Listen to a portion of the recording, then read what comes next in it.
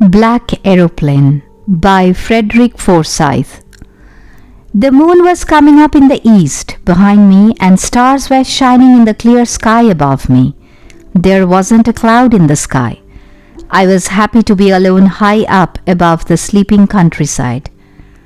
I was flying my old Dakota aeroplane over France back to England.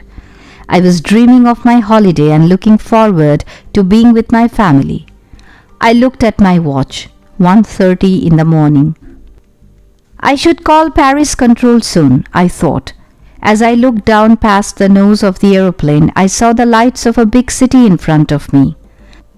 I switched on the radio and said, "Paris Control, Dakota DS-088 here. Can you hear me?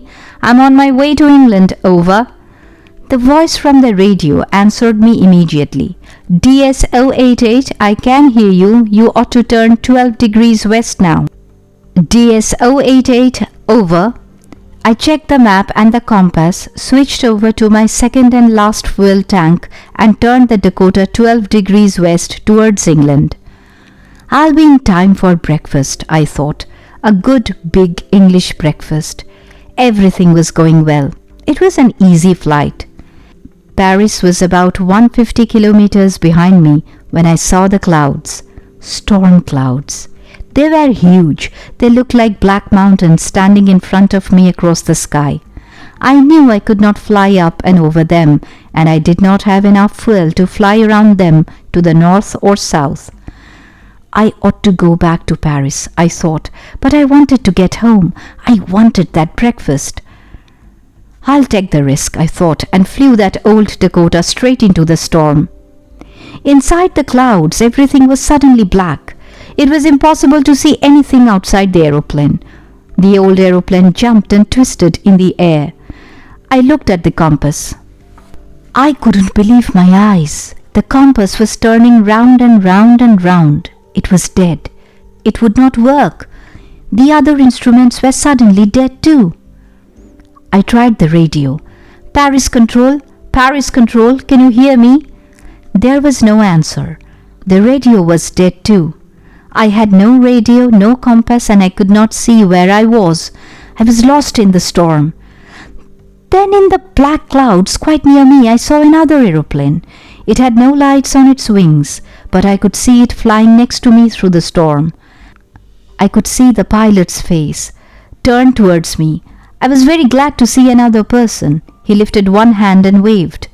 "Follow me," he was saying. "Follow me." He knows that I'm lost, I thought. He's trying to help me. He turned his aeroplane slowly to the north in front of my Dakota so that it would be easier for me to follow him. I was very happy to go behind the strange aeroplane like an obedient child. After half an hour, the strange black aeroplane was still there in front of me in the clouds. Now there was only enough fuel in the old Dakota's last tank to fly for 5 or 10 minutes more. I was starting to feel frightened again, but then he started to go down and I followed through the storm.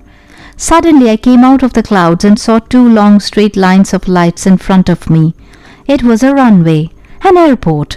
I was safe. I turned to look for my friend in the black aeroplane, but the sky was empty. There was nothing there. The black aeroplane was gone. I could not see it anywhere. I landed and was not sorry to walk away from the old Dakota near the control tower.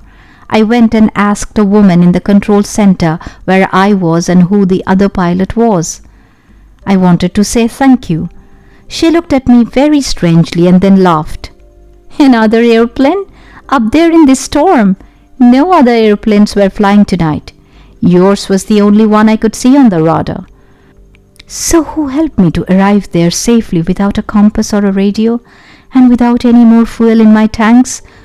Who was the pilot on the strange black aeroplane flying in the storm without lights?